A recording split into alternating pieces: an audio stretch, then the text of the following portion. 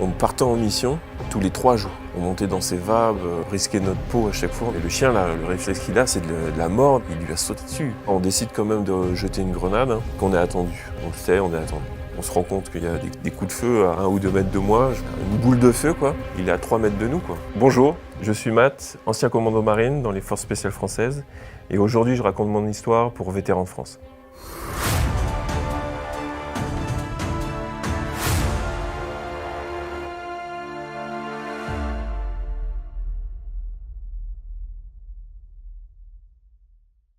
Pourquoi j'ai choisi la marine? C'est simple.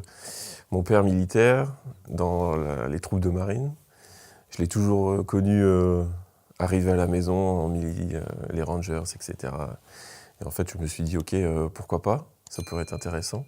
Surtout que voilà, le système scolaire n'était pas fait ou adapté pour moi. Et je me suis rendu compte que en fait, moi, je voulais juste faire du sport, travailler en équipe et voir du monde, voir du pays. Pardon. Et du coup, je me suis dit, ok, je me suis intéressé à ça. On est un petit peu élitiste dans l'âme. J'ai regardé ce qui se faisait de mieux en France. Et je pense qu'on est d'accord là-dessus. Les commandos marines, c'est le top du top. Et du coup, voilà, j'ai décidé à... J'étais en Martinique. Ma première décision, c'était d'intégrer le GIGN. Voilà. Mais je me suis rendu compte que il y avait c'était un petit peu plus complexe au niveau des prises de décision, au niveau de leur opération, qu'ils n'étaient pas aussi spéciales que les commandos marines, c'est-à-dire monter dans un avion et partir partout dans le monde pour sauter et aller chercher quelqu'un. C'était un petit peu plus complexe et je me suis dit, ok, je me dirige vers les bérets verts. Donc ça, je l'ai décidé en Martinique, j'avais 18 ans. On est rentré en France avec mon père qui était muté... il était muté où d'ailleurs? Il était muté à Autun, au lycée militaire d'Autun. Et ensuite, voilà, j'ai décidé de m'engager après mon bac. Et tout de suite, voilà, je suis parti de la maison, j'avais les cheveux longs jusqu'ici. C'est une photo que j'ai encore, peut-être que je vais la diffuser un jour. Et les cheveux longs, mais vraiment jusqu'au coude. Et je me suis dit, ok, j'ai dit à mon père et à ma mère qui étaient sur le quai de la gare, je reviendrai à la maison qu'avec le béret vert sur la tête. Et donc je suis arrivé à Lorient et on est monté dans le bus à la gare. Enfin, on a mis nos sacs dans le bus à la gare et on a fini à pied. Et voilà, c'était parti. J'ai fait le CAT, moi, à l'époque, le cours d'aptitude technique. En fait, c'est les classes dans la Marine nationale. Ça dure 4 mois et j'ai commencé en décembre 2002. Et ensuite, à partir de mai 2003, donc là, par rapport à nos aptitudes et notre dossier, et, notre envie, notre volontariat, en fait, on décide de postuler au stage commando. Et là, on est inscrit sur des listes. Et puis, comme ça tombait bien à cette époque-là, le stage co était ouvert tout de suite après nos classes. Et du coup, moi, j'ai pu, entre décembre et septembre, décembre 2002 et septembre 2003, voilà, cette période-là, c'est ma formation pour intégrer les forces spéciales. Donc, c'était hyper rapide et c'est top, quoi. Oui, le stage co, on s'en fait une montagne, mais c'est toujours la même chose. C'est quand c'est passé qu'on se dit, ouais, c'était intense. Mais je l'ai fait, et en fait, quand tu essaies de le partager aux autres, on diminue toujours un petit peu le curseur par rapport à ce qu'on a imaginé juste avant. Et en fait, j'essaye moi de transmettre ça aux gars quand ils y vont, à travers les réseaux, quand je reçois beaucoup de messages, j'essaye de les apaiser, quoi. Et en fait, ouais, il s'est passé tellement de choses au stage co. Les premières heures, on va dire, c'est la plus dure, c'est histoire de se mettre dedans. Et puis ouais, le premier effet marquant, c'est la corde. On a beau s'entraîner à en faire 4 ou 5, tout équipé avec le sac à dos. Mais quoi qu'il arrive, quand on est au pied de la corde et que l'instructeur qui est là, voilà, on perd 50% de nos capacités. Et voilà, ça le met dans le bain. Et puis après, voilà, le stage co commence. Et moi, je me souviens d'une soirée, d'une nuit, d'une matinée à sécher sur la colline en face du stage co. À 18h, il nous mouille et on ne savait pas pourquoi on était là. Mais en fait, c'était juste qu'on était un petit peu trop. Et il fallait sélectionner des gars. Et du coup, on est resté debout au garde à vous sur cette colline entre 18h et 6h du matin à être mouillé par un jet d'eau, etc. constamment. Et c'était la nuit la plus longue de ma vie. Tu trembles de partout. T'es au mois de... C'était quand, moi? C'était au mois de juillet. Mais malgré tout, t'as froid. Il fait que t'as l'impression qu'il fait 0 degré dehors. Ouais, c'était une nuit intense, quoi. Et puis bien sûr, à la fin, le coxage. On l'attendait. Nous, on l'attendait vraiment. Habituellement, il arrive entre la 3e et la 5e semaine. Mais nous, en fait, il est arrivé le dernier soir. On ne savait pas pourquoi, mais c'était comme ça. On s'est dit, si c'est pas ce soir, ce sera jamais, parce que demain matin, normalement, on est sur le plateau d'appel et on doit avoir le béret vert sur la tête. Et en fait, l'avant-dernier soir, je dis des bêtises, l'avant-dernier soir. Et en fait, ils nous ont chopés, etc. Et c'est parti, et ça a duré 48 heures. Alors, coxage, c'est un moment intime entre l'instructeur et le commando. C'est là où on apprend vraiment à se connaître. Et je veux dire, à se connaître soi-même. On se prend des claques, on est hyper fatigué, on a soif, on a faim. On est dans une situation très instable. Mais en fait, c'est bénéfique pour notre mental en tant que jeune commando, quoi. Et ça, je le dis après avoir fait 20 ans dans les commandos et avoir réfléchi à tout ce qui s'était passé et après à l'avoir raconté des dizaines de fois. Mais c'est un moment vraiment particulier qui... tu peux en chialer, hein, vraiment, quand t'as 20 ans et que tu passes au coxage. Et en fait, c'est hyper formateur quand c'est bien fait. Il y a tellement de choses qui se passent là-dedans que tu t'en sors vraiment toujours avec plein de bleu, mais t'en sors vraiment grandi. Les mecs, en fait, ils sont transformés quand ils sortent de ce truc-là. Et en fait, ils sont débriefés. Et c'est pas vraiment, on n'est pas là juste pour casser des gueules, hein. On est là pour une instruction, pour éveiller les jeunes à ce qui peut arriver dans le pire des cas en mission, quoi. Et ça, c'est hyper intéressant aussi. Mais voilà, moi j'ai eu le cas j'étais debout au garde à vous avec des chaînes, etc. T'en peux plus, il y a des chiens, tu sais pas ce qui se passe, t'as les yeux bandés. Et d'un coup, il y a la voix d'une femme qui te dit Matt, c'est bon, dis-moi maintenant, dis-moi ce qui se passe, etc. Et tu vois, quand c'est juste la voix d'une femme toute douce qui te tient par la main, tu vois, tu t'imagines cette sensation et t'as envie de parler, tu vois, t'as envie de le dire. Parce que le pourquoi t'es là, quelle est ta mission, mais t'as un secret, t'as une couverture. Et voilà, il faut pas craquer. Et c'était vraiment déstabilisant, ouais.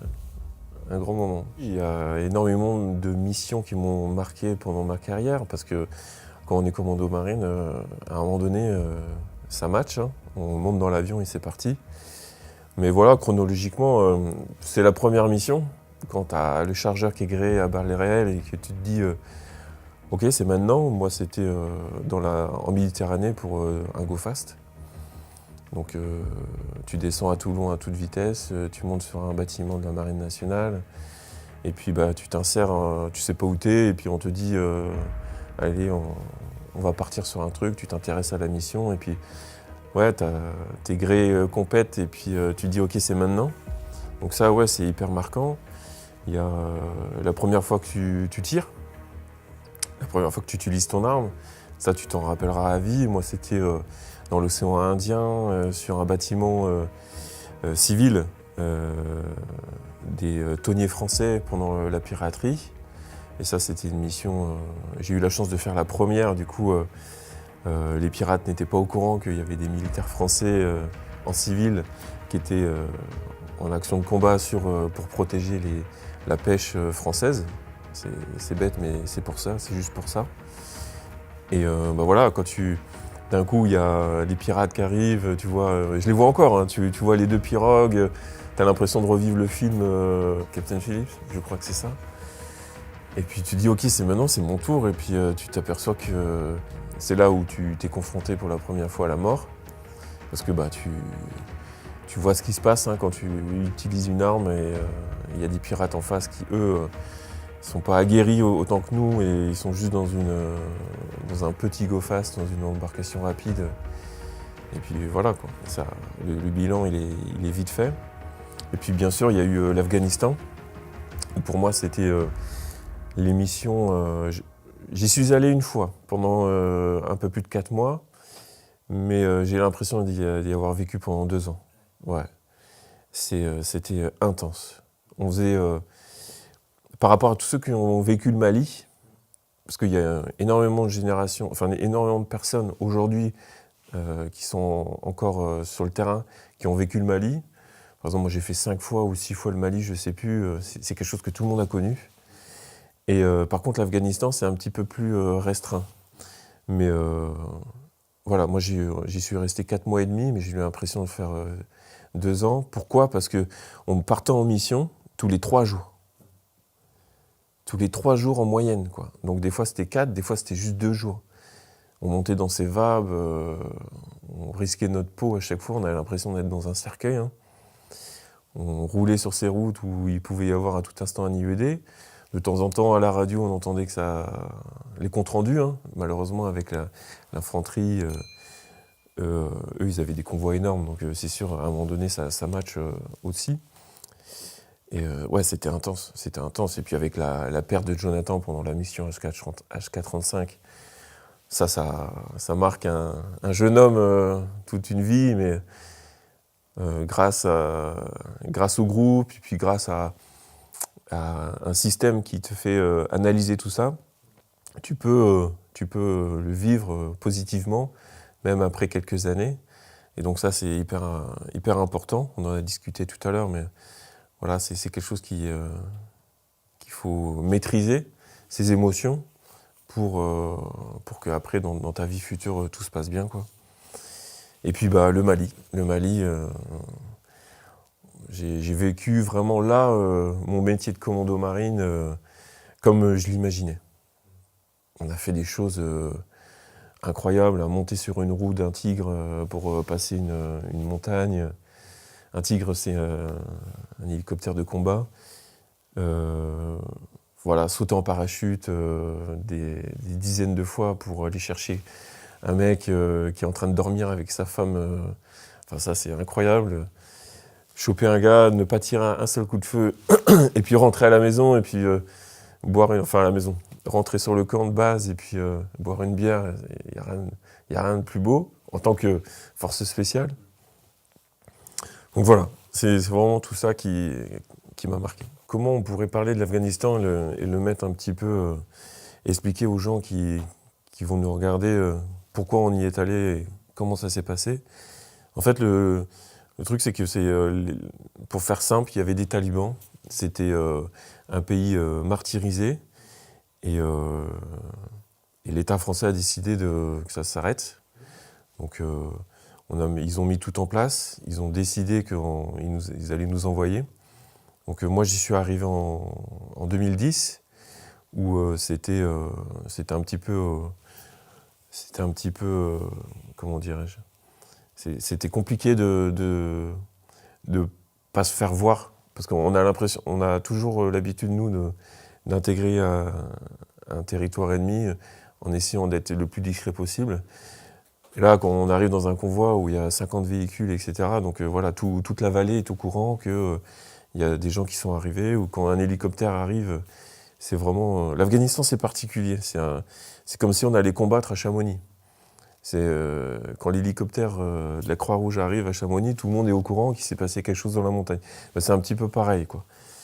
Et c'est vraiment particulier. Donc on est arrivé en 2010, on est reparti en 2011, on a fait une soirée de Nouvel An là-bas, à côté d'un chef taliban. Enfin voilà, c'est quelque chose de particulier.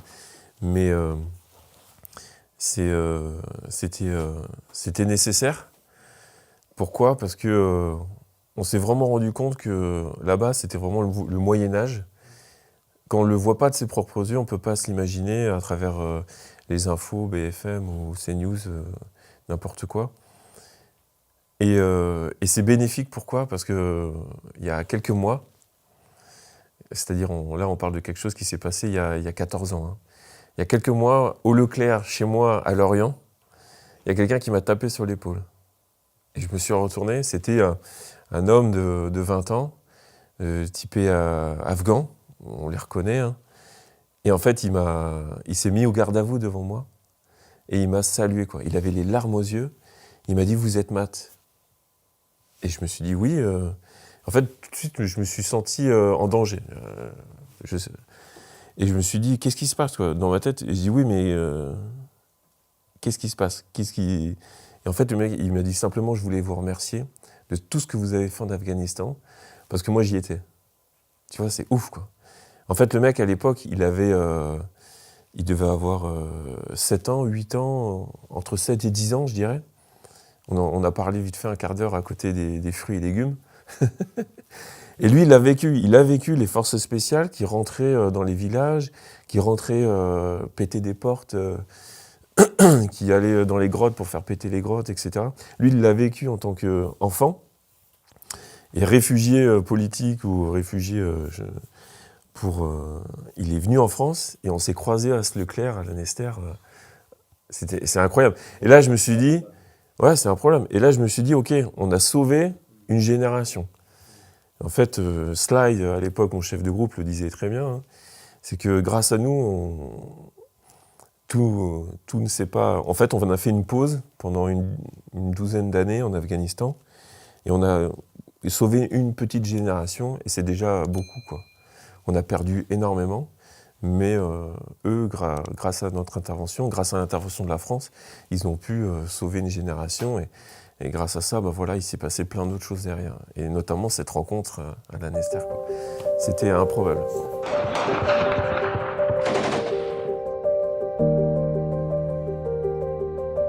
En fait, la mission au départ d'HK35, c'était dans mes souvenirs, hein, parce qu'encore une fois, ça fait longtemps, et puis j'ai pas envie de dire de bêtises, et si j'en dis, tout le monde m'excusera. Mais moi, de ce que je m'en rappelle, c'était pour au départ aller chercher un facilitateur. Facilitateur, c'est quelqu'un qui, ne serait-ce qui ouvre sa porte à des talibans, pour qu'ils passent une nuit et qu'ils mangent un petit peu, et puis qu'ils laissent des munitions et de l'armement, etc. Et puis qu'ils repartent, quoi. C'est une boîte aux lettres, quoi. C'est une maison boîte aux lettres pour des talibans. Donc en fait, on était à Nijrab, c'est dans une vallée, la vallée la plus dangereuse d'Afghanistan. On est parti sur une FOB à un petit point avancé. Donc là, c'est vraiment un petit village gaulois derrière... en fait, en face de cette vallée, quoi, où ça fait la taille d'un terrain de foot. Et en fait, on s'insère là-dedans, on récupère les derniers renseignements avec tous les systèmes qu'on peut imaginer. Et là, la France, Paris, puis après ça revient vers nous, décide de partir, quoi, parce qu'on a eu plein d'infos et ça a l'air de matcher. Mais on décide de partir un petit peu plus tôt. Pourquoi? Parce qu'il y a des mouvements et puis on s'aperçoit que le gars qui est en chouf, eh ben, il vient un petit peu plus tôt. Dans mes souvenirs, c'était ça. Du coup, on décide de vraiment partir à la tombée de la nuit. Et au moment où on part, on entend la radio, ok, bah, y a du mouvement, il se passe quelque chose dans la vallée. Et c'était hyper calme. On ne voyait personne, c'était inhabituel. Et en fait, à chaque fois, malheureusement pour nous, on avait une rivière à traverser, quoi. C'était une rivière, de temps en temps, elle était sèche, de temps en temps, on avait juste quelques centimètres. Mais elle était très longue, quoi. On devait franchir, dans mes souvenirs, c'était peut-être 200 mètres de glacis. Un glacis, c'est quoi? C'est un compartiment de terrain où il n'y a pas de rochers, il n'y a pas d'arbres, il n'y a pas d'abri pour s'abriter, ou des vues et des coups. Et là, on décide d'y aller. Et à ce moment-là, tout de suite ça part, on est pris au contact. Pourquoi? Parce qu'en fait, il y a une réunion de grands chefs qui est en train de se passer. Mais ça, quand on est au contact, on ne le sait pas. Et en fait, c'est des gars qui sont là pour sécuriser tout le petit pâté de maison. Et en fait, ils décident de nous tirer dessus. Donc Donc les combats, ça dure très longtemps, pendant plusieurs minutes, voire même ça dépasse l'heure. Et au bout d'un moment, à force de manœuvrer, en fait, les gars arrêtent de combattre et s'exfiltrent. Sly décide de continuer la mission. On va récupérer notre facilitateur. Et au moment où nous, on rentre dans la maison, je passe les détails parce que ce ne serait pas très intéressant. En fait, les drones au-dessus, en fait, tout le monde s'aperçoit que, en fait, il y a 2 gars qui sont en train de partir et rentrer dans une autre maison à 500-600 mètres plus loin. Du coup, on se réorganise, on décide d'y aller. Là, il y a les éléments de Pinfategno, parce qu'on était plusieurs, hein. On était vraiment 2 groupes complets sur cette mission-là. En fait, ils nous ouvrent la voie et on arrive au pied de cette maison. Un grand compound vraiment énorme, c'est un peu comme une hacienda espagnole. Donc une grosse porte en bois et puis on rentre et tout de suite on arrive dans une cour où il y a une dizaine de fenêtres autour de nous. Voilà, moi dans mes souvenirs c'était ça et en fait je suis premier. Habituellement on m'avait désigné premier parce que petit jeune du groupe, c'est toi qui fais le boulot devant et j'étais avec Boubou à l'époque, j'étais démo, donc c'est toi qui ouvre les portes, qui pose les charges, etc. Donc en fait je teste ma porte, je vois que ma porte est ouverte et du coup je rends compte. Tout le monde analyse sans se le dire que ok. Habituellement, les portes sont jamais ouvertes en Afghanistan, c'est toujours fermé. Il y a des poutres en bois, comme au Moyen-Âge, qui la ferment avec des chaînes en dessous, etc. Donc là, on décide quand même de jeter une grenade, hein, parce qu'on est attendu. On le sait, on est attendu. Pour nous, hein, moi j'étais premier, je me dis, ok, il va falloir que je rentre dans ce compound comme un chat, et me faufiler partout. Et en fait, ça explose, on rentre. Il y a beaucoup de poussière, donc tout le monde s'éclate à gauche, à droite, et en fait on se met contre les murs de ce compound. Et là tout de suite, moi je me rends compte que en fait je suis pas face à un mur, je suis face à un rideau, et en fait c'est une porte derrière, et en fait dans cette pièce-là, il y a toutes les femmes, les enfants qui sont réunis. Donc voilà, là c'est pas normal. Donc ils nous attendaient. Ça pleure pas, ça crie pas, c'est compliqué. Et il y a 2 gars. Il y a 2 gars qui sont là, ils ont un petit peu de boue au niveau des jambes. Les mecs, ils nous regardent dans les yeux, ils n'ont pas peur. Donc avec Fred, notre chef de small team, bah voilà, il nous désigne de récupérer ces 2 gars au plus vite et d'essayer de faire un petit interrogatoire avancé, quoi. Donc avec Ludo, on s'exécute, on essaie de tirer un maximum d'informations avec ces 2 gars. Et ils nous disent les commandos. On comprend pas trop, comme on le voit dans le film HK35. Je sais pas pourquoi, parce qu'on comprend pas ce qu'il nous dit. Et en fait, derrière, ça s'organise, il se passe ce qui se passe. Ils essayent de monter à l'étage. Et au moment où ça part, au moment où Jonathan est premier, et il y a toute la colonne derrière, en fait, avec Ludo, on se rend compte qu'en fait, il disait pas commando, mais il disait commandant. Parce qu'on n'avait pas de traducteur aussi avec nous, et il disait commandant. Et en fait, il essayait de nous dire le commandant est là, quoi. Dans mes souvenirs, c'est ça. Et en fait, le commandant, c'est le chef terroriste qui est à l'étage. Il n'était pas tout seul, il y en avait 2. Et lui, il communiquait avec ses troupes qui étaient autour du compound. Bon, un compound, hein, c'est plusieurs maisons. Et en fait, au bout d'un moment, on était encerclés, et puis c'est vrai, on était au milieu de la nasse, quoi. On était vraiment dans Sonic Gap. Et voilà. Et le temps que je me retourne, que je le dise à Fred, que je chope Guigui qui était en bas, ça c'était parti. Les mecs, ils étaient arrivés à la dernière marche. Moi, je me colle. Tant pis, l'info n'est pas passée. Les mecs sont montés, il faut y aller. Et puis là, ça part très très fort. On se rend compte qu'il y a des coups de feu à 1 ou 2 mètres de moi. Il y a une boule de feu, quoi. Je m'aperçois que moi je vois pas Jonathan tomber, je vois Boubou qui tombe dans l'escalier. Et en fait, vu que j'étais au PSC c'est le gars qui fait un petit peu les soins de premier secours au combat.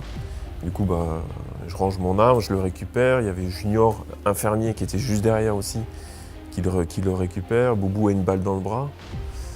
Ok, là, Boubou nous dit Jonathan est tombé. Et du coup, on essaye de rendre compte. Jonathan n'est pas en bas. Il y a quelque chose qui ne va pas. Et en fait, nous, on espère que Jonathan est juste blessé. Et c'était quelqu'un d'hyper intelligent. Jonathan, il arrivait à analyser une situation comme peu le font. En fait, au fond de nous, on sait qu'il est dans un coin, il a éteint sa radio, il s'est mis en off. Il est peut-être blessé, hein, mais il s'est caché, quoi. Nous, en fait, on est en bas. Après avoir investi toutes les pièces, parce qu'il y en avait beaucoup quand même au rez-de-chaussée, nous, on tombe sur cette pièce-là avec les femmes, les enfants et puis ces 2 mecs. Mais derrière, la colonne s'organise. Hein. Et moi, avec Ludo, pendant qu'on est en train de discuter de tout ça, prendre les renseignements avec les gars, en fait, derrière, ça s'organise. Donc, il y a Jonathan en premier, il y a Boubou en 2, en 3, je sais plus trop, je crois que c'est Guigui, etc. Et en fait, ils sont en train de progresser centimètre par centimètre dans cet escalier. C'est un escalier vraiment en colimaçon qui montait par la droite, il me semble. Et voilà, c'est vraiment exigu, quoi. On peut pas faire autre chose que de se dire, ok, bah, de toute façon, je suis premier, donc j'y vais, quoi. On peut pas se mettre juste un dos à dos comme on sait faire, etc. C'est impossible, quoi. Et comme on le sait, quand on arrive en haut d'un escalier, souvent, il y a minimum 3 ouvertures différentes. Hein. Soit ça continue vers le haut, et puis soit il y a 2 pièces. Hein. Donc voilà, c'était le cas. Hein. Il y a 3 ouvertures, et dans 2 ouvertures sur les 3, il y avait un terroriste. Donc 2 actions de feu en simultané sur Jonathan. Jonathan Glavobo est l'un des meilleurs du groupe. C'est malheureusement, voilà, on sait tous ce qui s'est passé. Et Boubou, lui, a pu répliquer tant qu'il pouvait, mais lui aussi s'est fait impacter par une rafale dans son gilet, ce qui a fait exploser 1 ou 2 chargeurs. En plus, il prend une balle dans le bras. Enfin voilà, il y a eu un bouchon devant, et en fait, dans un escalier où les marches, un coup c'est 10, un coup c'est 20 cm, etc., c'est hyper compliqué, et puis bah, là, ça dégringole vers le bas, et on a perdu les quelques mètres qu'on avait fait. Donc il a fallu tout reprendre à zéro, et voilà, on a décidé de passer par ailleurs. Et on a réussi à monter au premier niveau, sur l'autre palier, sur le 3e secteur qui était une porte fermée. Cette porte était piégée, mais au bout d'un moment, cette porte tombe. On ne peut pas mettre la main sur la clenche. Pourquoi ? Parce que le gars en face, il nous voit. Mais c'est un combat qui, comme de toi à moi, hein. Le mec, il est à 3 mètres de nous, quoi. Parce que lui, il bouge dans sa pièce. Et du coup, le Ludo décide de vider 1 ou 2 chargeurs tout autour de la porte. Et au bout d'un moment, la porte tombe. Ça nous permet avoir une visibilité nette sur ce qui se passe. Pendant ce temps-là, il y a Sly et Sprite, eux, qui sont partis sur le toit.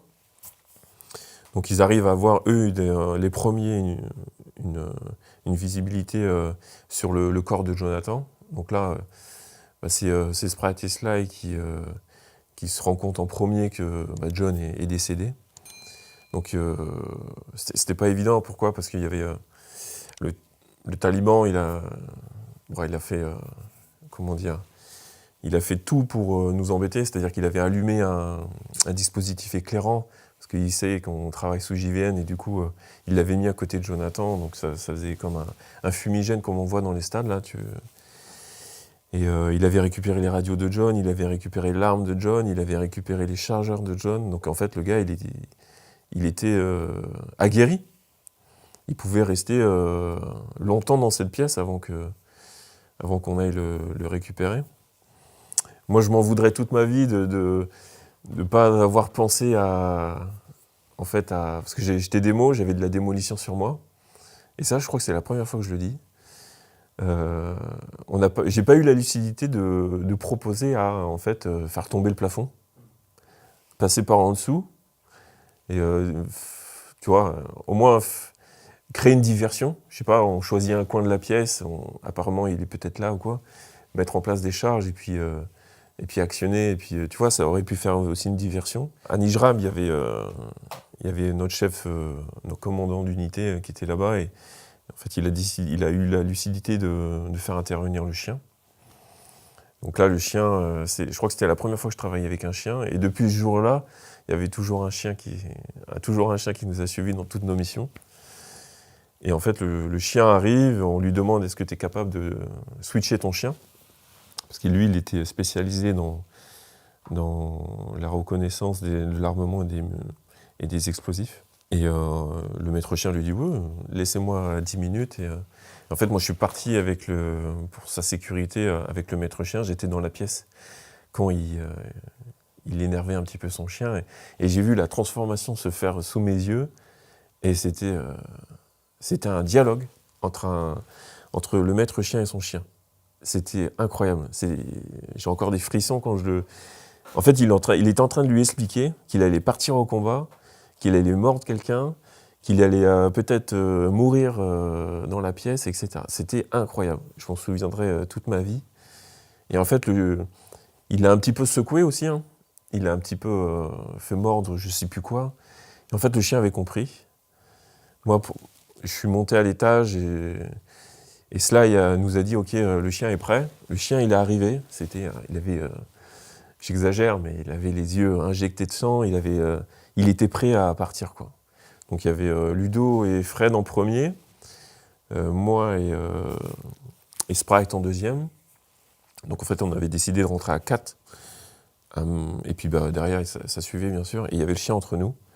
Donc le chien est parti. Donc quand on lance le chien, c'est un combattant. Hein. On ne laisse pas partir le chien, et puis on écoute, et puis on le laisse pas se démerder. C'est un petit peu une fenêtre pour nous. C'est comme une grenade, en fait. Quand tu lances une grenade, tu as la milliseconde qui te permet d'ouvrir ton angle et puis de voir la situation à l'intérieur. Et en fait, quand on lâche le chien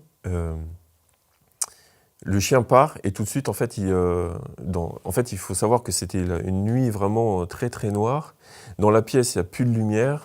On essaye de faire le silence complet pour que nous, on puisse, pendant qu'on progresse, c'est-à-dire sur les 2-3 mètres entre notre pièce, le couloir et puis la pièce. Et là, en fait, tous nos sens sont en éveil.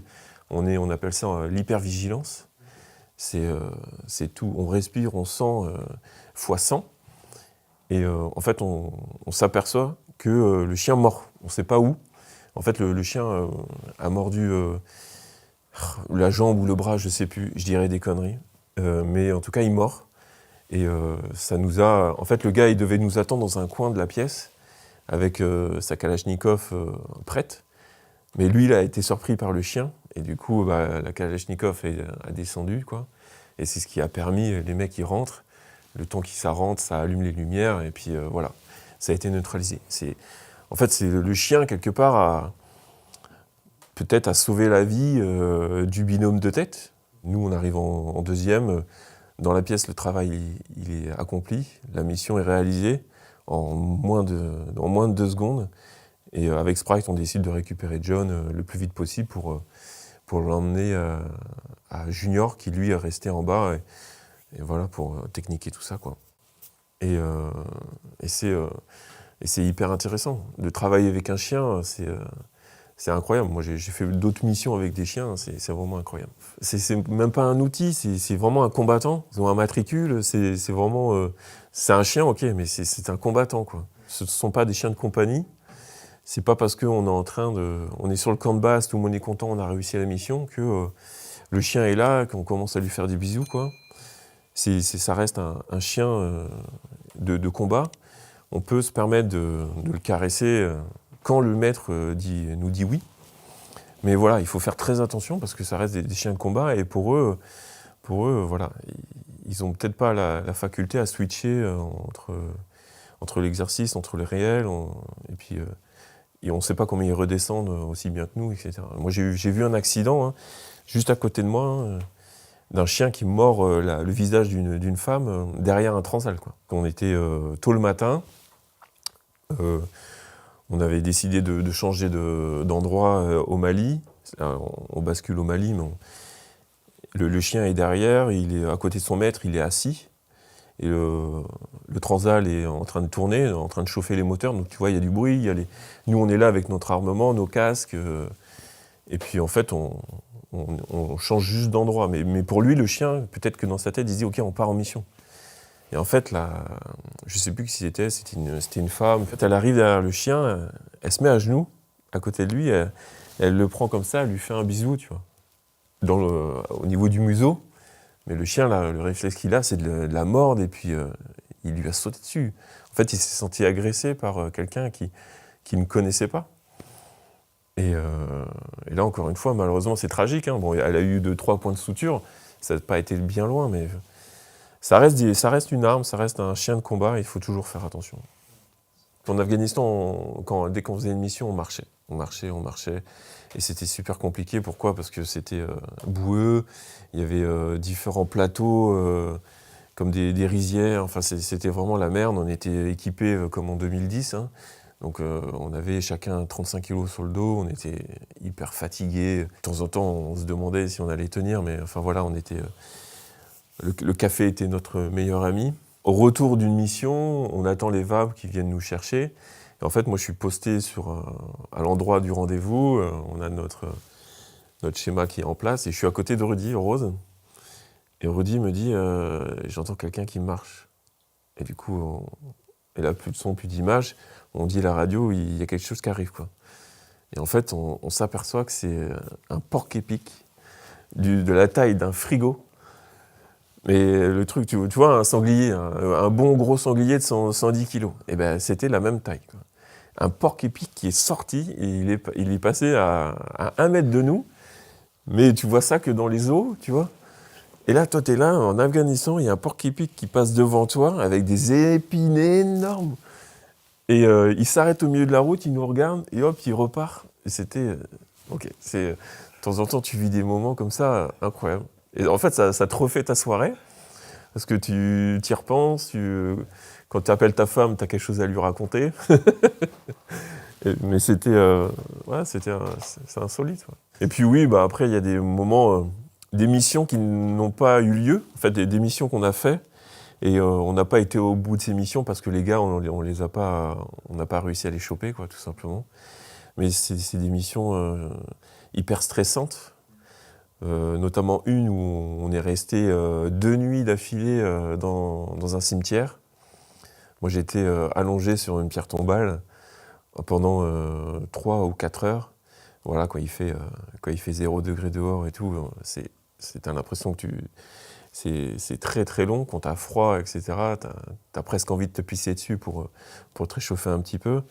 Puis avec le froid, t'as envie de pisser toutes les 5 minutes, donc c'est compliqué. Et moi, je suis adossé à une pierre tombale et on attend toute cette nuit que les gars y passent, parce qu'on savait qu'ils passaient par là, et on voulait les choper, quoi.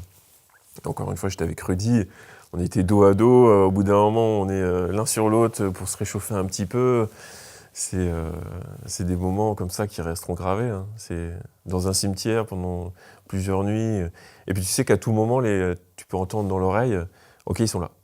Et là, tout de suite, tu dois switcher en mode combattant et puis en mode subitator à côté de ta pierre tombale. Enfin, tu vois, il faut le faire. Et puis, tu dois te répéter ta mission pendant toute cette nuit. Et ça peut être nerveusement.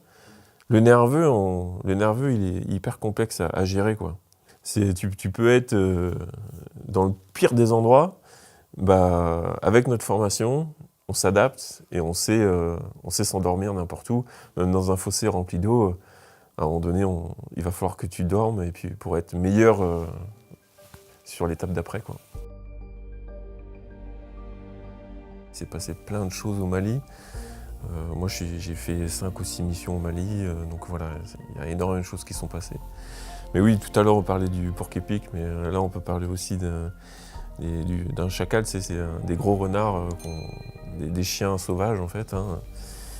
Et sur une mission, on part en mission, on saute en parachute, on atterrit dans un endroit où personne ne nous attend. Et puis, bah... On se réunit, au bout de quelques minutes, on se réunit sur un même point et il y a un mec qui nous dit bon bah les gars, je viens de buter un chacal, parce qu'en fait il a atterri à l'endroit où ils étaient et en fait ils se sont mis autour de lui et bah, il a dû faire feu, quoi, pour leur faire peur parce que lui il se sentait en danger.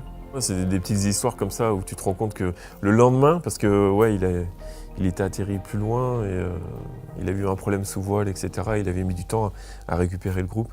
Quand il nous a raconté cette histoire, on a bien rigolé. Hein. Donc ouais, nous on est inséré au Burkina Faso.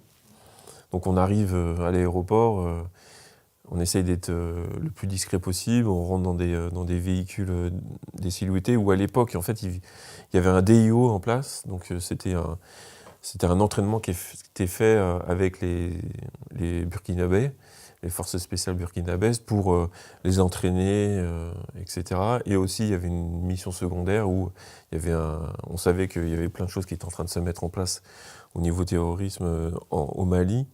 Donc voilà, il y avait plein de trucs en cours. Donc nous, on arrive à ce moment-là.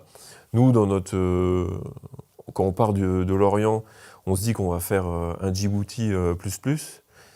Donc on s'entraîne pendant 3 mois, on va tirer au stand, on va à gauche à droite au Burkina, on prend du bon temps, etc. Et puis d'un coup, en fait, au mois de janvier, le dernier mois, et ben là, la mission part vraiment sur le Mali. Donc nous, on monte dans... Je la fais vite, hein, mais il se passe tellement de choses qu'on monte dans les hélicos. Et en fait, on décide, la France décide de passer la frontière et d'aller se mettre à Mopti-Sévaré. C'est un aéroport. En fait, pour contrer l'avancée terroriste dans le pays, pour éviter que ça passe du côté sud. Parce que le Mali est divisé en deux. Hein. Il y a une frontière naturelle au milieu. Donc on essaye, ils ont décidé de nous mettre là pour mettre un stop, pour ensuite reprendre tout le pays. Donc en fait, nous, c'était notre mission principale, c'est d'arriver à Mopti et de récupérer cet aéroport pour que les Transals arrivent avec toutes les grosses troupes de l'armée française, etc. Donc on est dans cet hélico, on est allongé comme tout le monde peut l'imaginer, presque... tout va bien, quoi. On se rend pas compte du danger.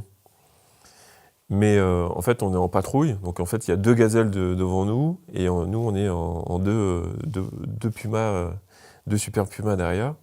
Donc il y avait l'armée de l'air ou l'armée de terre, je ne sais plus, et nous. Et d'un coup, en fait, on voit le visage de Sly changer. Et on se rend compte que, voilà, lui, il change de posture dans l'hélico. C'est plus un transit, ce transit se transforme vraiment en action de combat, quoi. Parce on le sent, il nous fait le signe de mettre nos armes en écarlate et il nous inscrit sur la tablette, une gazelle crachée et peut-être un mort, quoi. Et on comprend pas, on était en train de voler, en train de passer la frontière malienne, tout allait bien et en moins d'une seconde, en fait, on va aller récupérer 2 pilotes qui se sont crashés et il y a des terroristes avec leur pick-up blanc qui arrivent, quoi. Donc tu vois, du coup on doit briefer dans l'avion, qui fait quoi, enfin dans l'hélico, qui fait quoi, comment on s'organise, et ça va très vite. On s'était entraîné pendant 3 mois avant, et en fait on n'a pas le temps de voir la situation, hein, de tourner autour, hein. Ça c'est qu'en exercice qu'on fait ça, hein. Là l'hélico il vole au-dessus des arbres, presque dans les arbres. Et puis il nous pose comme jamais. Et nous, on sort de l'hélico, on voit la gazelle éclater au sol, coupée en 2. Et en fait, on met en place notre dispositif. Et moi, j'étais sur l'avant, et du coup, je vois un des 2 pilotes courir comme jamais il a couru, tout blanc, et il se jette dans l'hélico, et tu vois, il est en détresse. Parce que le mec, il vient de combattre. Quelque chose qu'il n'avait peut-être lui jamais fait encore, avec des troupes au sol ennemies. Et il vient de se cracher. Donc c'est quelque chose d'improbable pour lui, quoi. Lui aussi, ça a switché très très vite, quoi. Et en fait, on récupère les 2 pilotes. En fait, on laisse la gazelle éclater en 2. Et en fait, moi, je m'attends à qu'il y ait les véhicules qui sortent des kékés, hein, et qui montent sur notre position. Et à la radio, on nous dit « Allez, on dégage », parce qu'ils arrivent. Et en fait, la 2e gazelle, elle est en train de combattre au-dessus des pick-up pour ralentir leur avancée un maximum, tu vois. Et du coup, dans l'hélico, les pilotes, on traîne toujours avec eux. Dans la marine et l'armée de l'air, ça se passe toujours super bien. Et voilà, là, ils n'ont pas envie de rigoler. Ils sont tout blancs. Les mecs, ils ont vécu quelque chose de fort. Et en fait, nous on part en fait sur Mopti pour se poser, se réorganiser, et briefer un truc vite fait pour repartir. Et en fait, on n'a pas le temps de faire ça. Pourquoi ? Parce que on a Sly et la radio, il a comme consigne de détruire la gazelle, parce que les pick-up sont en train d'avancer, ils n'ont pas été arrêtés, quoi. Donc tu sais que dans une gazelle, il y a beaucoup de choses à récupérer. Donc on décide de reposer à côté de la gazelle, parce qu'on avait eu le temps de voir que les pick-up étaient quand même assez loin. Donc il y a les effacements d'urgence qui vont bien, les pilotes qui récupèrent les GoPro, etc. Et on décolle, et en fait, en décollant, avec la M60, là, le mec beau, il décide de... voilà, il vide ses 2000 cartouches sur la gazelle pour la détruire. On n'arrive pas vraiment à la détruire, mais au moins, elle n'est plus du tout utilisable. Et après ça, on décide d'aller sur Mopti, et là on pose, et on s'aperçoit qu'il y a la deuxième gazelle qui est déjà posée. En avançant, on regarde au sol, on s'intéresse à ce qui s'est passé, et en fait il y a une mare de sang, vraiment, il y a un truc qui se passe, quoi. Il y a du mouvement dans l'aérogare. Donc c'est vraiment un petit aéroport, hein. Ça ressemble à un petit truc, ça fait la taille de 2-3 terrains de tennis. Donc quand on rentre dans cette pièce, on s'aperçoit vite qu'il s'est passé quelque chose de dramatique. Et là, on voit le chef de bord de la gazelle qui est en train de se faire masser. Et il décède quelques secondes plus tard, quoi. Et là, on se dit, putain, mais ça y est, c'est parti, quoi. En fait, 2 heures avant, on était au Burkina Faso, tout allait bien. Et là, ça y est, on est le Mali. On est au Mali et on est en guerre, quoi. Et en fait, ce qui s'est passé, c'est... pendant que la gazelle, la gazelle était devant, les 2 gazelles, la patrouille de gazelles était devant.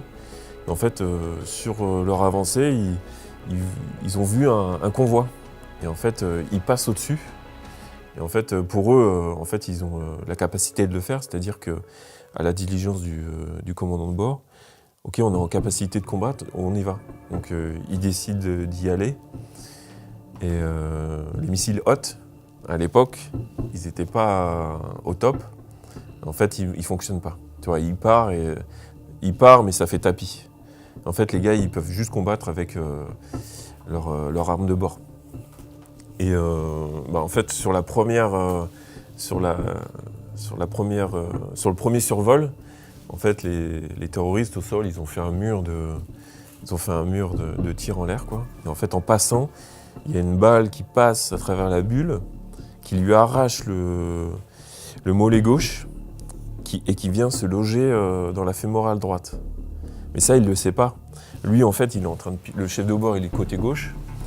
Il est en train de piloter. Et bon, voilà, il sait tout de suite que son mollet, il est explosé. Et en fait, pour lui, un mollet, on va dire, c'est réparable. Et il dit toucher, ok, on break, etc. Et en fait, il s'aperçoit que ça va pas. Il y a mon pote qui était à côté, lui, qui était tout jeune pilote. Il sortait de l'école, hein, je crois même. Hein. Et tout de suite, il devient seul maître à bord. Pourquoi ? Parce que lui, il est en train de s'éteindre, tout simplement. Donc les derniers instants, je les garderai pour moi, pour la famille et puis pour eux.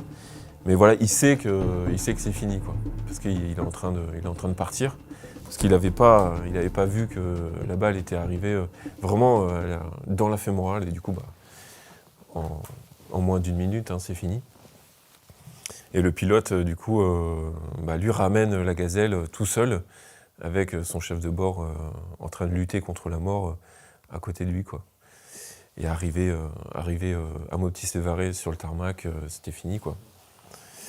Voilà en fait ce qui s'est passé pendant que nous on récupérait les pilotes au sol. Eux ils étaient en train de combattre, mais ça s'est mal fini. Et pendant tout ce mois-là, on a reconquis le pays. Et ça, avec toute humilité, on peut le dire, on a vraiment reconquis tout le nord du Mali, en allant d'aéroport en aéroport, en finissant par Tessalit tout en haut. Il y a une mission au Mali qui me tient, que j'aimerais discuter, partager, pour juste, avoir un sens derrière tout ça. Okay. Et puis pour avoir une analyse fine sur ce qu'on vit en tant que force spéciale, on n'est pas des super-héros, on n'est pas des agents secrets, on est des gars, des pères de famille et des potes. Et puis en fait, on est convaincus que notre action a du sens. Et en l'occurrence, c'était pour maintenir la paix au Mali. Un soir, en fait, nous, on a ciblé une troupe terroriste dans un sous-bois au nord Mali. Et on décide d'aller les choper. On part en hélico, on est à 2 hélicos avec 2 drones au-dessus, un drone américain, un drone français. Et arrivé dans l'hélico, en fait, juste avant de poser, on nous dit « Ok les gars, il y a 7 gars dans les bois, ils sont armés et il y a un pick-up un peu plus loin. » Du coup, on pose, tout de suite on s'organise, on fait une ligne de front. Et là, encore une fois, avant d'accéder à la zone boisée, il y a encore une fois un glacis. Donc hyper stressant pour nous, hyper compliqué parce que quand tu arrives en hélico, tu sais que tout le monde est au courant qu'on est arrivé. Du coup, on décide de laisser une période de calme pour que la poussière s'en aille et puis qu'en face, il commence à se poser des questions. On décide de bifurquer un petit peu notre itinéraire, pas faire un tout-chou, c'est prendre notre temps en fait. On n'est pas là pour jouer les cow-boys, on est là vraiment pour réaliser une mission et si encore une fois on peut les choper sans tirer un coup de feu, ça sera encore mieux. Donc on décide de franchir ce glacis rapidement mais avec beaucoup de silence. On évite de parler à la radio, on marche lentement, on évite les cailloux, on évite les herbes hautes, etc.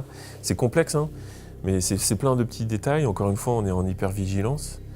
Et puis là, le matos qu'on a sur nous, il peut se passer n'importe quoi. On a l'impression qu'on est un jeune de 20 ans et plein de fougue.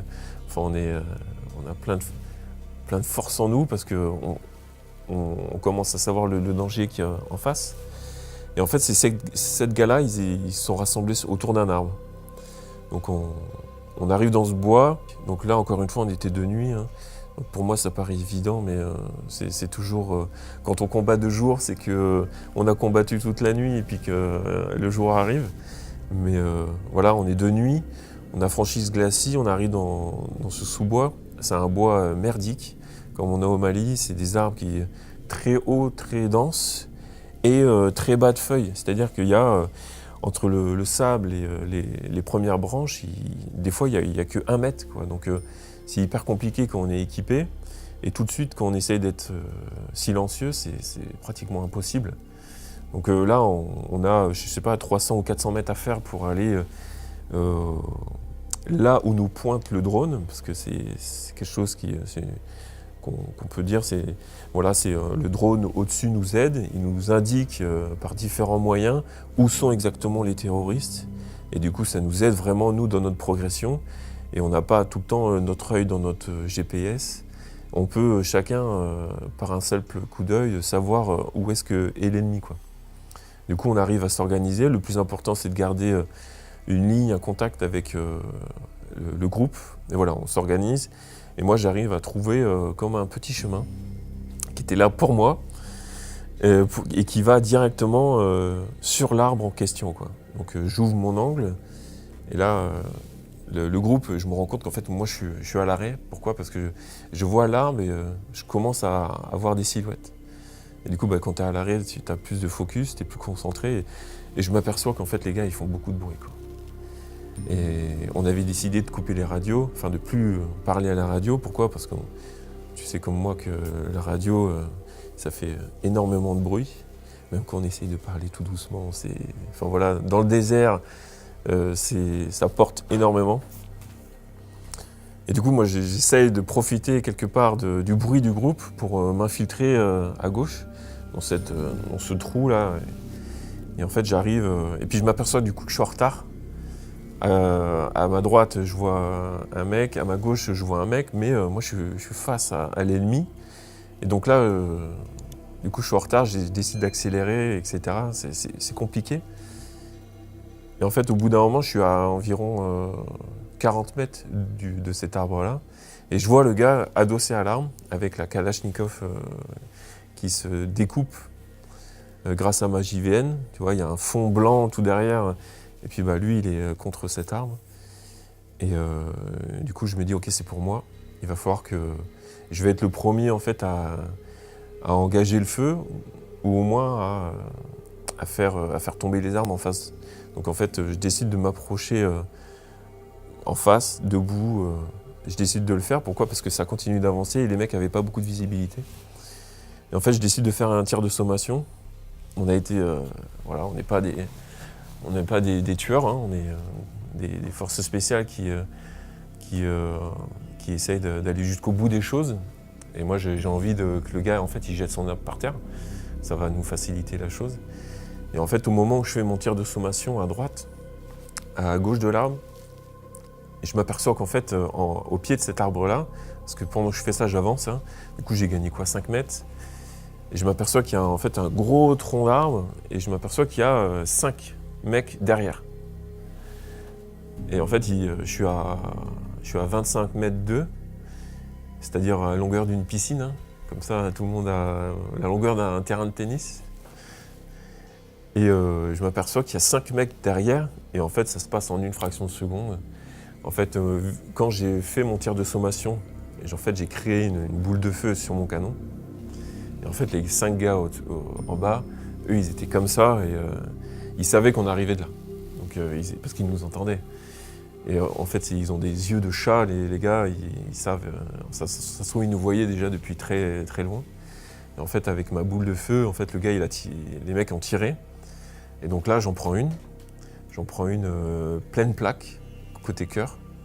Mais vraiment, elle atterrit, je crois, ici, vraiment à 1 cm du bord de plaque. Mais pour moi, je la prends. Pour moi, je me dis, ok, c'est fini. En fait, cet impact-là, il est intense, émotionnellement parlant. Pourquoi? Parce que c'est ouf, hein, mais c'est comme dans les films. T'as le temps de te dire, ok, putain, c'est maintenant que je crève, quoi. Moi, ça m'a projeté en arrière. Et en fait, pendant cette phase de chute, là, tu te dis, putain, je vais crever là, quoi. Tu vois? Pour moi, parce que pour moi, elle est passée, quoi. Ça m'a tellement fait mal sur le coup que. Et puis tu sais, t'analyses vite, voilà, l'adrénaline, j'ai pas. Et puis en fait, je me dis, j'ai 10 secondes, quoi, pour faire quelque chose à la radio. Du coup, je tombe, et en fait, en tombant, le choc fait que ça me réveille un petit peu, et je me dis, putain, non, c'est pas fini, quoi. Je sens encore tout mon corps, je suis encore vivant, je suis en mesure de combattre. Et en fait, les gars en face de moi, ils sont en train de se tourner vers moi, et puis ça tire dans tous les sens. Les mecs, ils tirent, etc. Et du coup, moi, sur le côté, en fait, je neutralise plusieurs terroristes face à moi. Je vide complètement mon chargeur en moins de 3 secondes, quoi. Et je rencontre tout de suite à la radio, ok, de m'a touché, quoi. Et je bouge plus parce que je sais que à ce moment-là, j'entends des tirs de partout. Alors, en fait, j'ai plus la capacité de me repérer dans l'espace. Et si je décide d'aller à gauche ou à droite, ça peut être encore pire. Du coup, on a été formés, on a été instruits comme ça. Le mieux à faire, des fois, c'est de ne pas bouger et de faire un beau plaquage au sol et d'attendre. Et j'entends à la radio, en fait, Mich qui me dit Matt, je suis juste derrière toi sur ta gauche et vas-y, je t'attends. Parce que lui, il ne pouvait pas avancer, quoi. Les gars étaient juste en face. Et du coup, ok, moi j'exécute ce qu'on me dit. Ça peut être le plus ancien ou le dernier arrivé. Dans ces moments-là, on prend tout ce qu'on a et puis on prend son courage à deux mains et puis on se casse, quoi. Et puis en fait, moi je me retourne et puis je le vois. En fait, il est juste là, à 5 mètres de moi. Et je me mets derrière lui et tout de suite, je me mets la main au cœur. Et en fait, je m'aperçois que j'ai rien, quoi. Je m'aperçois que je sens ma plaque qui est défoncée. Et puis tu te rends compte de ce qui se passe, quoi. Et puis l'adrénaline redescend un petit peu. Et tu dis, ok, putain, j'ai une chatte incroyable. Et en fait, la plaque Mais ce qu'il y a, c'est que ça me brûle beaucoup, quoi. J'ai l'impression que l'explosion m'a brûlé ou j'ai quand même de la peau arrachée ou je sais pas. Et tu sais, en fait, nous, on a la radio, ok, on recule, donc on a rocké. Ça s'appelle comme ça chez nous, c'est qu'on rock, c'est-à-dire qu'on va vers la droite ou vers la gauche ou vers l'avant. On rock, on décide tous de reculer sur 10-15 mètres. Pourquoi ? Parce qu'il y a les tigres qui sont au-dessus. Et les tigres, hein, ils ont décidé de tout raser. Et du coup, ils tirent avec des obus de 30 mm. Hein, et voilà, il faut pas rester à côté. Donc on était dans leur rayon d'action, mais pour nous sauver la vie, ils ont la capacité de le faire. C'est-à-dire que voilà, en moins de 15 secondes, la situation était claire, quoi. Mais 15 secondes de combat face à 7 mecs, ça dure très longtemps, quoi. Et c'était vraiment une mission intense, quoi. Émotionnellement, physiquement. Et en fait, c'est là où tu fais face à toi-même. Et tu te dis, ok, en fait, tu peux mourir. J'aurais pu mourir à ce moment-là, quoi. Et en fait, pourquoi je suis resté debout ? Parce que j'ai vu ces 5 gars au sol, quoi. Si j'avais mis un genou à terre, peut-être que cette balle qui était là, elle aurait été dans ma tête. Enfin voilà, il y a Benjamin, lui qui était à ma gauche, lui, il y a une balle pareille qui est passée, qui lui a arraché un bout de biceps. Enfin, tu t'imagines qu'on est passé à côté du pire, quoi. Mais oui, c'est vrai, c'est cette prise de conscience de dire, de se l'avouer qu'on n'est pas invincible, qu'on est ok, on a le béret vert sur la tête, mais on reste un homme, hein, et ça peut s'arrêter du jour au lendemain en quelques secondes. Je l'ai vécu pour la première fois quand on a perdu Jonathan, où j'étais vraiment confronté à un pote qui décède à côté de moi. Mais quelque part, à ce moment-là, je me suis dit, putain, je suis heureux d'être vivant. Je me souviens d'être au téléphone, à la cabine téléphonique du camp, d'être en pleurs avec mes parents au téléphone, de dire, putain, c'est peut-être égoïste, hein, mais je suis tellement heureux d'être en vie, quoi. Ça, c'est des sensations que tu ne peux pas connaître tant que tu ne l'as pas vécu. Et aussi, et encore plus profondément au Mali, quand j'ai eu cette balle dans la plaque, où je me suis rendu compte que là, c'était sur ma personne. Et en fait, tu analyses le truc que, ouais, en fait, ça se passe comme ça, quoi. Ça va pas plus loin.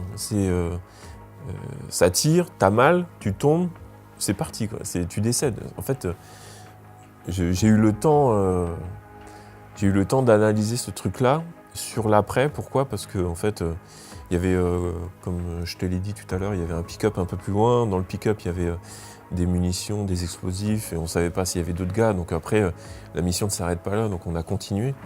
Et en fait, on continuait à avancer, et moi j'étais dans mon truc, quoi. Quoi qu'il en soit, tu te refais le film 25 fois. Une fois qu'on a récupéré le pick-up, on revient sur place. Où là, je décide de dire aux gars, les gars, j'ai pas envie d'aller sur zone. Je me sens pas. Parce que tu sais, voilà, des corps, ça pue, quoi. Qui ont été coupés en deux, etc. Enfin voilà, tu vois, le bilan était dramatique, hein. On a eu du mal à les compter, savoir s'ils étaient vraiment 7. Donc, tu vois, c'était compliqué. En fait, moi, j'ai vraiment analysé le fait que j'étais pas capable d'y retourner et de voir ce que j'avais fait et ce qui s'était passé. Tu vois, j'étais quelque part choqué. Et j'ai eu la lucidité et l'honnêteté de dire aux gars, les gars, moi, je préfère prendre l'appui sur un des secteurs et puis vous laisser bosser sur les corps. Et en fait, bien sûr, tout le monde comprend. Et c'est quelque part, maintenant, c'est une procédure. Il faut que le gars il ait l'intelligence de dire, ok, moi je lève la main là sur cette manip-là, sur ce truc-là, je vous supporte, je pose un appui, mais je vais pas renifler ce que j'ai fait, quoi. Et pendant ce moment-là, quand je suis au pied de cet arbre et que je prends l'appui, ok, là je me refais le film, et là je m'aperçois que ouais, je peux mourir à tout instant et tout perdre, quoi. Je ne suis pas invincible, quoi. Et t'as encore cette brûlure, et puis tu sais, la plaque, je l'ai touchée peut-être 100 fois dans la nuit, mais c'est dingue, quoi. La plaque, c'est la plaque qui m'a sauvé la vie, quoi. Et en fait, j'ai commencé à faire un travail sur moi tout de suite à ce moment-là. C'est quelque chose que moi j'adore. C'est quelque chose c'est le travail personnel que tu peux faire intellectuellement sur des situations que tu as vécues dans le passé ou qui vont arriver. Et en fait, c'est de la visualisation mentale et ça te permet d'analyser tout ce qui se passe, mais du côté positif de la chose. Et moi, je me suis juré et je me suis fait un travail intérieur pendant tout le reste de la nuit. Et il a pris fin quand l'hélico est arrivé, il nous a récupérés. Pendant tout le voyage retour, j'ai pas dormi. J'étais comme ça, j'ai les grands yeux ouverts. Je regardais parce que la bastos avait percé un chargeur à moi. Mon chargeur était éclaté. Je regardais mon chargeur, j'analysais tout. Et pendant ce temps-là, je faisais un travail personnel et je me disais, tu n'as pas le droit, Mathieu, de te laisser, tout ce qui s'est passé cette nuit, eh ben, tu t'en souviendras que comme quelque chose de positif. Et tu vois, je me le suis dit pendant des centaines de fois pendant le vol. Tu vois. C'est un travail intellectuel. Et en fait, je pense que c'est ce qui m'a sauvé en fait, aujourd'hui. Je le vis bien et je peux en parler. Et franchement, tout va bien là-dessus. Et je suis vraiment content de l'avoir vécu. Pourquoi ? Parce que je me suis dit, OK, on peut mourir et la vie, elle peut s'arrêter à tout instant, il faut profiter à fond, etc. Enfin, c'était vraiment intense. Et ce travail intellectuel, il a pris fin dès que l'hélico a posé. Je me suis dit, OK, maintenant je ferme cette porte et ça s'arrête et n'y pense plus, quoi. Et si tu y penses, c'est que dans le positif. On a eu un retour d'expérience énorme sur cette mission. Pourquoi ? Parce qu'il y a eu des vidéos qui ont été faites grâce aux EC725 qui sont hyper équipés avec la boule qui est en dessous. Et en fait, moi, j'ai la vidéo du combat. J'ai eu la sensation, moi, de décoller de 2 mètres en hauteur et puis d'atterrir 5 mètres derrière, alors que pas du tout. Sur la vidéo, en fait, je décolle de 50 cm, quoi. Et on a été décoré pour tout ça. Et voilà, je suis rentré à la maison. Et ma femme était enceinte à l'époque. Et pour la petite histoire, je décide de ne pas lui dire. Et je lui ai caché pendant des années. Pourquoi je lui ai caché ? Parce que j'avais envie de repartir au combat. Parce que si je lui avais dit, bon chéri, tu vois la plaque là, c'était ma plaque, et puis il s'est passé ça, bien évidemment que, écoute, bah, c'est mort, c'est fini, tu pars plus en mission, tu restes avec moi. Et je l'aurais comprise. Donc, en fait, on a réussi à le cacher. Et je lui ai dit comment ? Je lui ai dit à travers mon livre, le livre Objectif Force Spéciale, à un moment donné, j'en parle. Et en fait, quand elle l'a lu, elle m'a dit, mais... En fait, elle l'a lu... Non, comment ça s'est passé ? Ouais, en fait, elle l'a lu, elle l'a gardé pour elle. Elle m'en a pas parlé. Et un soir, on regardait une série de Forces Spéciales là, sur les SAS. Je sais plus, il y avait une série au top là, à l'époque, là, je sais plus comment elle s'appelle. Navy Seals. Et en fait, le gars, il a un petit peu la même histoire que moi. Et il rentre à la maison, il a un énorme bleu et sa femme le voit sous la douche. Il lui dit... Et en fait, elle se tourne vers moi et elle me dit, ça t'est déjà arrivé ça ? Et en fait, je prends la télécommande et là, je me pose et je lui raconte l'histoire. Et en fait, elle n'est pas surprise. Et en fait, elle me dit, mais pourquoi tu ne me l'as pas dit, etc. C'est à travers ce film-là, à travers le livre... À un moment donné, on dit, c'est maintenant, je me pose, et puis on prend un verre et on en discute. Et 3 jours avant cette mission-là, ma mère m'appelle. Okay. Bah, Mathieu, qu'est-ce qui se passe ? Dis-moi. Parce qu'on est vraiment liés. Enfin, elle est liée à moi, en plus. Et je lui dis, mais non, tout va bien, maman, t'inquiète pas, on fait pas grand-chose, même rien du tout. Ne t'inquiète pas, y a rien. Mais si, arrête de me mentir, dis-moi si ça va pas. Je t'ai vu dans un bois. Elle me dit, vas-y, bah, vas-y, raconte. Et du coup, une nuit, en fait, elle s'est réveillée à 3h du mat' et en fait, pareil, elle me voit dans un bois en train de crier et d'avoir mal et de l'appeler. Maman, c'est fini, viens me chercher, tu vois, un truc comme ça. Mais c'est une vraie histoire. Hein, Et moi, je suis au téléphone, je dis, mais tu délires, calme-toi, je sais que c'est long, mais t'inquiète pas, je vais bientôt rentrer, tout va bien. Tu vois, moi, je suis dans un optique où ma mère est en train de délirer. Et elle, en fait, elle prend sur elle.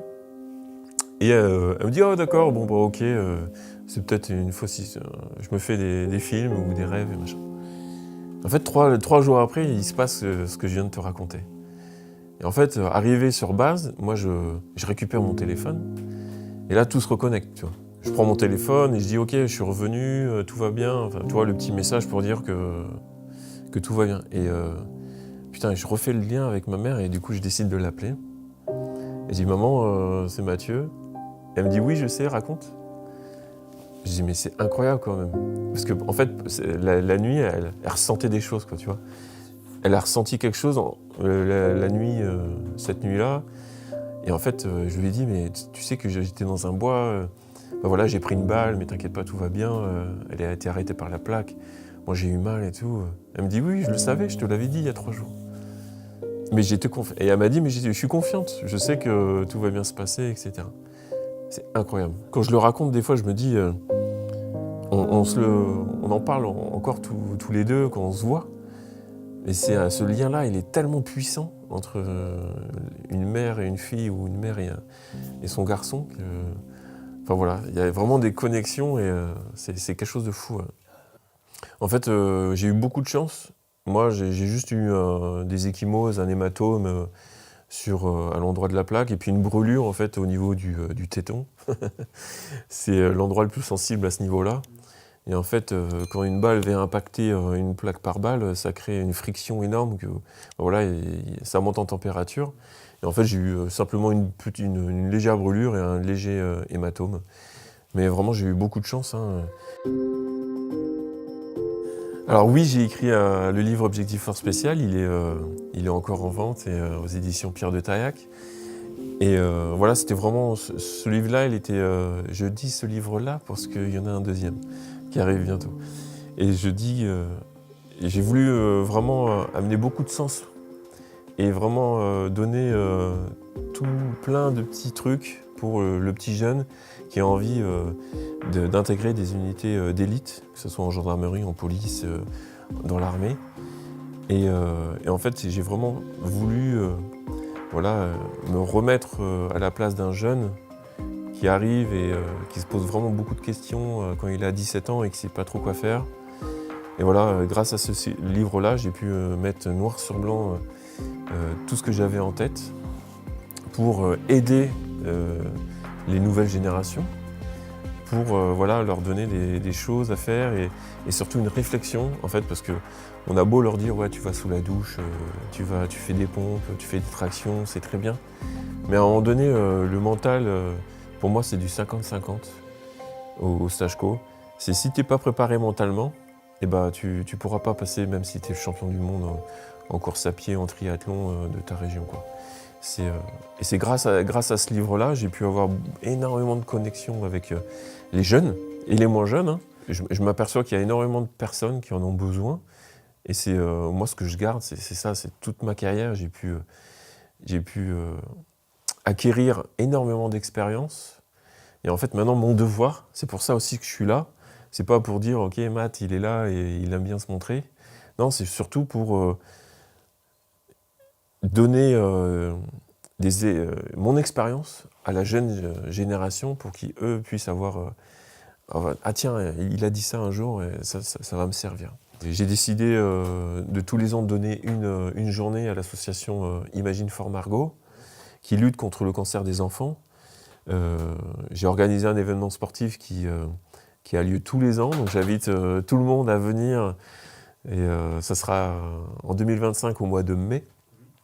Et en fait, l'objectif c'est quoi? C'est de parcourir 100 km en autonomie totale et on va essayer de le faire autour des 24 heures. Et en fait, en marchant et en récupérant des dons et pour donner après à l'association Imagine for Margot pour lutter contre le cancer des enfants. J'ai eu la chance d'avoir 10 citations pendant toute ma carrière, la médaille militaire et puis la Légion d'honneur. C'est très important pour la vie d'un militaire. Pourquoi? Parce qu'on n'a pas beaucoup de reconnaissance.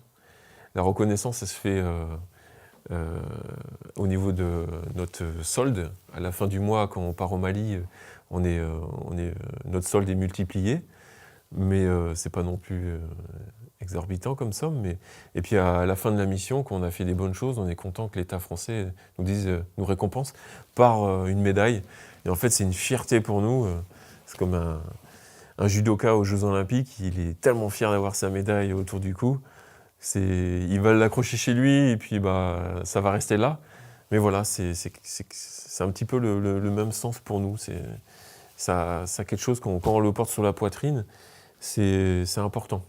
C'est important pour les jeunes. Moi, je me souviens quand j'étais jeune commando, toi aussi, on voit les anciens avec des placards. Voilà, c'est waouh. Moi, je veux être comme lui. Et je me rends compte que 20 ans plus tard, c'est moi l'ancien et nous le placard. Mais on a une force supplémentaire, je dirais, c'est par rapport à notre génération, c'est que maintenant on sait communiquer. Elle est mal comprise de temps en temps, cette communication. Mais moi, j'arrêterai pas pour ça. Pourquoi ? Parce que, on va dire, sur 5% qui le prennent dans le mauvais sens, il y a 95% derrière qui nous en remercient tous les jours. Et ça, c'est une force pour nous. On a travaillé 20 ans dans l'ombre. Mais aujourd'hui, j'ai décidé de me mettre dans la lumière. C'est pour vraiment, voilà, pour les petits jeunes, pour les préparer à ce qui va vraiment se passer. Et sur l'instant T, une fois qu'ils vont sortir de l'hélico, quoi. Et c'est quelque chose que nous, on n'avait pas. Et qu'on a maintenant en nous. Et c'est un devoir pour moi de le transmettre.